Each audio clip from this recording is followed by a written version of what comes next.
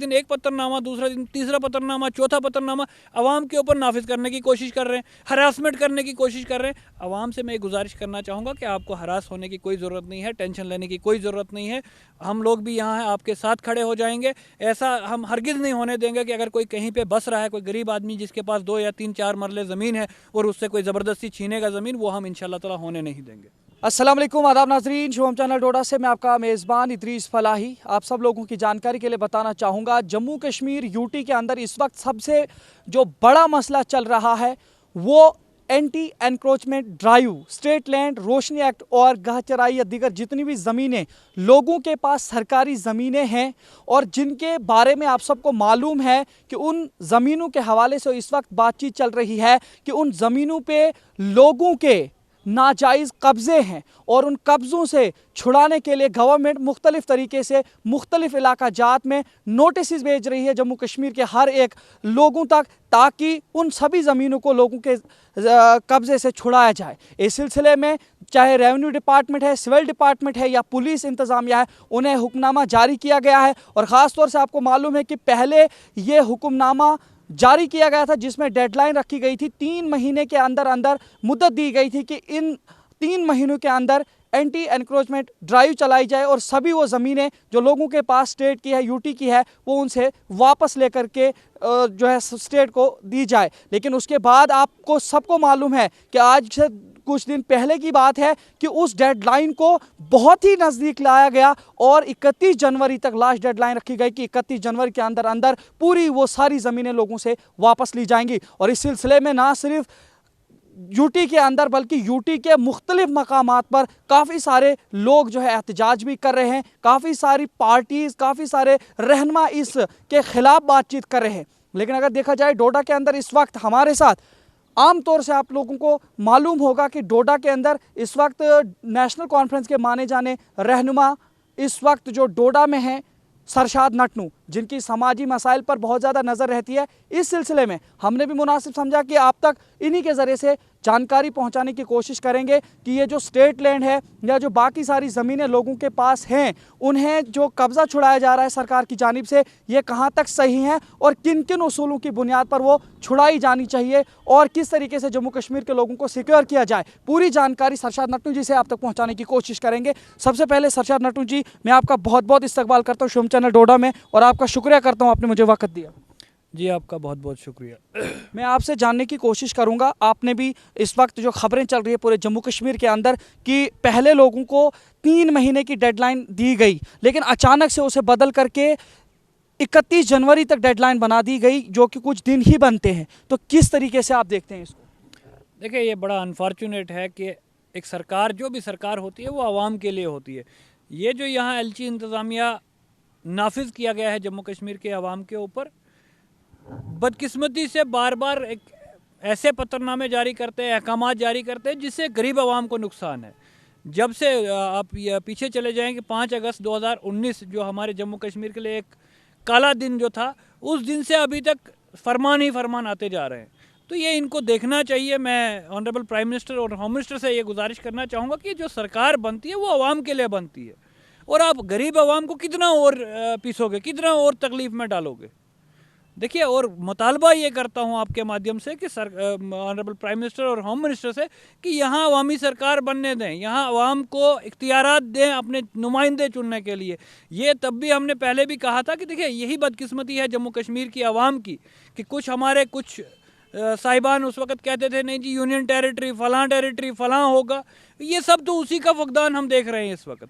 ये मजाक नहीं है। आप ये देखिए कि सिंपल बात होती है कि कोई भी सरकार बने, कोई भी रूलिंग, जो भी पार्टी रूलिंग में आती है वो आवाम के लिए आती है, वो आवाम को बेसिक फैसिलिटीज़ देने के लिए आती है। यहाँ तो मजाक किया जा रहा है। हर दिन आप देखिए कि पीछे एक अगर 10-15 दिन या गालबन 1 महीना पीछे चले जाएंगे कि यहाँ दुकानदारों के ऊपर जुल्म करना शुरू कर दिया इन लोगों ने कि हीटर्स मत बेचिए, वो मत करिए।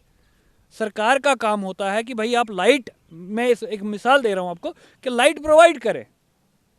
आप बिल्स लेते हैं लोगों से, फिर ये कौन सा मजाक है कि आप उस दिन भी आपने वो ऑर्डर निकाला कि जी आप हीटर नहीं बेच सकते हो। ऑनलाइन ज़माना है, यही इन लोगों ने ही इस वक्त दुनिया 5G पे पहुंच गई है। आप मुझे ये बताइए, वो यहाँ हमारे लोकल दुकानदारों को इन्होंने नुकसान दिलाया ना, यहाँ लोकल हमारे बिजनेस होल्डर्स को नुकसान दिलाया। आज हर एक के पास मोबाइल है, एंड्रॉइड फ़ोन है या आईफोन है, ऑनलाइन बंदा क्या कहते हैं आपका ऑर्डर दे सकता है और अपना हीटर मंगा सकता है। वो कहीं ना कहीं हमारे यहाँ लोकल लोगों के साथ ज्यादती है। उसी किस्म का आज ये पत्रनामा इन्होंने निकाला, पहले 3 महीने का बताया, फिर अभी जो है कुछ ही दिनों का गैप रखा हुआ। ये सब मजाक चल रहा है जम्मू कश्मीर की आवाम के साथ। मैं आपके माध्यम से आवाम को भी एक चीज़ याद दिलाना चाहूँगा कि ये वही मरहूम शेख मोहम्मद अब्दुल्ला साहब की देन थी आप लोगों के लिए। सरकार का काम चीज़ें देना होता है। वो हमारी पार्टी ने, नेशनल कॉन्फ्रेंस ने लोगों को ज़मीनें यहाँ दी थी और आज ये बैठ के आ गए हैं कि भाई आप वापस ले लेंगे। लेकिन अगर देखा जाए सरशाद नट्टू जी, जो आप कह रहे हैं कि शेख अब्दुल्ला साहब की देन थी, या आप उमूमन जो है आप नेशनल कॉन्फ्रेंस हैं तो आप नेशनल कॉन्फ्रेंस की बात करेंगे, लेकिन मैं आपसे ये भी कहना चाहूँगा कि जिस तरीके से ये सारी ज़मीनें थी, वाकई तो ये रियासत की ज़मीन थी, तो अब अगर सरकार इसे वापस ले रही है तो इसमें क्या तकलीफ़ है? और अगर आप कह रहे हैं कि शेख साहब ने ये जो है जम्मू कश्मीर के लोगों को दी थी, तो शेख साहब ने कुछ इस तरीके से इसमें अमेंडमेंट क्यों नहीं की थी, तरमीम क्यों नहीं की थी कि लोगों को आज इस तरीके से ये छीना नहीं जाता इतने अरसे के बाद? अब जिन लोगों ने प्रॉपर्टीज़ बनाई हुई उनकी वो उजाड़ी जा रही, जिसका ना उन्हें कोई मुआवजा दिया जाएगा ना कुछ, तो क्या कहेंगे? देखिए, मैं आपको बताता हूँ, वैसा मैं नहीं कह रहा हूँ, ये सबको पता है कि ये शेख साहब का एक लैंड रिफॉर्म एक्ट जिस वक्त हुआ था, ये दुनिया की एक तारीख में एक बहुत बड़ा रिफॉर्म हुआ था। और जहाँ तक बात रही कि इन्होंने कौन सा काम जो किया जिससे लोगों को फ़ायदा हुआ। अब आप कोई चीज़ ज़बरदस्ती करना चाहते हैं, आप यहाँ से जाके अपने इलाके में डंडा उठा के कोई चीज़ करना चाहेंगे तो अवाम क्या करेगी? मैं सरकार से मुतालबा मोदबाना गुजारिश कर रहा हूँ कि आप ये सब जो ड्रामेबाजी है बंद करें और आवाम को सहूलियात दें। और मैंने आपको पहले भी कहा कि मेरी गुजारिश है कि ये यहाँ पे चुनाव कराएं ना, चुनाव में इनको पता चल जाएगा। इस वक्त जम्मू में हालात देखें क्या है, जानीपुर, रिहाड़ी, हर जगह आप देखिए ना, हर एक तबके का आदमी जो है पिस रहा है इस वक्त। बिजनेसमैन रो रहा है जम्मू कश्मीर का। यहाँ हमारे पास जो पहले माइनिंग का काम यहाँ हमारे जम्मू कश्मीर की आवाम के लोग करते थे, वो भी आज बाहर से ठेकेदार आ गए। इसीलिए हमने उस वक्त भी कहते थे, आज भी कह रहे हैं कि हमारी अपनी एक स्टेट थी, हमारी एक डिग्निटी थी, हमारी एक पहचान थी, और सरकार से मुतालबा करते हैं कि वो हमें वापस दे दें। ये ज़्यादती बंद करें। यहाँ लेबॉर्ट्री जो जम्मू कश्मीर को बनाया गया, इस लेबॉर्ट्री को खुदारा बंद करें। अब बहुत हो गया। अब ये देखिए गरीब का हाल क्या है। आपके यहाँ गैस सिलेंडर कहाँ पहुँच गया हुआ है, आपके यहाँ पेट्रोल का रेट क्या है, आपके यहाँ जो अशियाई खुर्दनाश, जो खाने पीने की चीज़ें हैं, जो तेल आज से पहले 200-250 रुपये का 5 कैन मिलता था, वही आज 300-350 पे पहुँच गया है। अगर आप ओवरऑल देखेंगे टैक्सेस कितने बढ़ गए। तो सरकार का काम होता है, मैं एलजी साहब से भी गुजारिश करना चाहूँगा कि आप यहाँ लोगों को सहूलियात दें, ना कि आप ये करें। आप अगर एमजी नरेगा की बात करेंगे, यहाँ जब 2002 के अंदर एमजी नरेगा लॉन्च हुआ था, गरीब को पैसा मिलता था। एक वाहिद जो सोर्स ऑफ इनकम गरीब के लिए था, वो एक्ट क्या था कि भाई गरीब को अपने घर के आसपास कोई डंगा, कोई नाली, कोई कुछ करना होगा, उसमें उसको वहाँ रोज़गार भी दिया जाएगा। अभी इन्होंने एक ऐसा उसमें भी पत्रनामा लाया। पहले अब ये तो देखें कि आप रोज़गार दे रहे हैं, 202 रुपये दिहाड़ी दे रहे हैं आप, जबकि मार्केट का रेट जो है वो आपका 500-600 रुपये जो है आपका लेबर लेता है। 500-600 जो है मार्केट रेट। अगर आपने कोई ऑनलाइन अटेंडेंस ही करनी है तो आप बाबा उसको पहले रेट तो वो जेन्युइन रेट बनाए ना। एक मजदूर अगर सुबह 8 बजे से या 9 बजे से शाम 5 बजे तक काम करेगा, क्या वो 202 रुपये में चलेगा? क्या ये जो बड़े बड़े साहब अपने उधर सेक्रेटरीट में कुर्सियों पे बैठे हैं, जो ये आर्डर नाफिज करते हैं, क्या उनको ये चीज़ पता है कि उनकी तनख्वाह जो है लाखों में है? उनका एक दिन का जो है 10-10 हज़ार रुपये मिलता है। अगर वो कहीं वहाँ से आगे पीछे जाएंगे उसका टीएडीए निकलता है। गरीब के पास तो वाहिद यही एक स्कीम थी। ये सरकार के सारे ड्रामे, गरीब को नुकसान हो रहा है। मैं आपको यकीन से ये कह सकता हूँ, वसूख से कह सकता हूँ, अमीर को फ़र्क नहीं पड़ता है, फ़र्क बेचारे गरीब को पड़ता है। इसलिए हम बार बार कहते हैं कि आप यहाँ पर अवामी सरकार को बनने दीजिए, जिसकी भी बनती है वो वक्त बताएगा। आप यहाँ सिर्फ चुनाव कराइए। आवाम को अपने रहबर तक पहुँचने का जब एक सिलसिला रहता है, अवामी नुमाइंदा हमेशा आवाम के लिए बात करता है, उनकी सोचता है। मैं आपसे ये भी पूछने की कोशिश करूंगा, जो स्टेट लैंड के रिलेटेड जो इस वक्त पूरा मसला चल रहा है जम्मू कश्मीर के अंदर, और ये इस तरीके से अचानक से लोगों पर एक दबाव तरीके से डालना, और दूसरी बात ये है कि अभी जो एलजी गवर्नमेंट या जो मनोज सिन्हा साहब ने जो जारी किया था हुक्मनामा, उसमें साफ तौर पर यही था कि कुछ लोगों ने जो बहुत ही ज़्यादा गरीब तबके से ताल्लुक़ रखने वाले लोग हैं, जो मसा अपना दिन लगाते हैं, अपना खर्चा अखराजात पूरा करते हैं, और अगर इस तरीके से उनके पास 4 मरला 5 मरला या इस तरीके की ज़मीनें हैं, उन पर कोई छेड़खानी की जाएगी, लोगों की रिहाइश गाहों के साथ कोई छेड़खानी नहीं की जाएगी।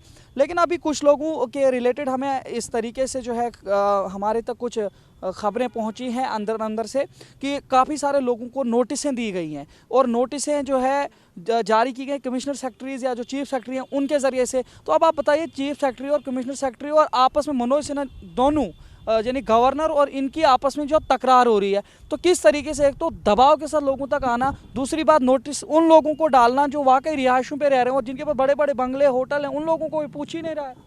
देखिए, ये मजाक है जम्मू कश्मीर की आवाम के साथ। मैं फिर आपको दोहराता चलूँ और मैं आवाम से गुजारिश भी करना चाहूँगा कि आप लोग मुतमईन रहिए, ऐसा कुछ नहीं हम होने देंगे। हम आपके साथ खड़े हैं, जहाँ भी ऐसा कुछ होगा हमारी नॉलेज में आएगा, हम सड़कों पे आवाम के साथ होंगे। देखिए, मसला होता है कि आवाम गरीब को अब तहफ़्फ़ुज़ कैसे दें। मैंने कहा ना, जब गवर्नमेंट बनती है, गवर्नमेंट आवाम के लिए होती है, पॉलिसीज़ बनानी होती है जिससे बेनिफिट हो आवाम को। अब ये लोग क्या कर रहे हैं कि मुझे समझ नहीं आ रही है कि एक दिन एक पत्थरनामा, दूसरा दिन तीसरा पत्थरनामा, चौथा पत्थरनामा आवाम के ऊपर नाफिज करने की कोशिश कर रहे हैं, हरासमेंट करने की कोशिश कर रहे हैं। आवाम से मैं ये गुजारिश करना चाहूँगा कि आपको हरास होने की कोई ज़रूरत नहीं है, टेंशन लेने की कोई ज़रूरत नहीं है। हम लोग भी यहाँ हैं, आपके साथ खड़े हो जाएंगे। ऐसा हम हरगिज़ नहीं होने देंगे कि अगर कोई कहीं पर बस रहा है, कोई गरीब आदमी जिसके पास 2 या 3-4 मरले ज़मीन है और उससे कोई ज़बरदस्ती छीनेगा ज़मीन, वो हम इंशाअल्लाह ताला होने नहीं देंगे।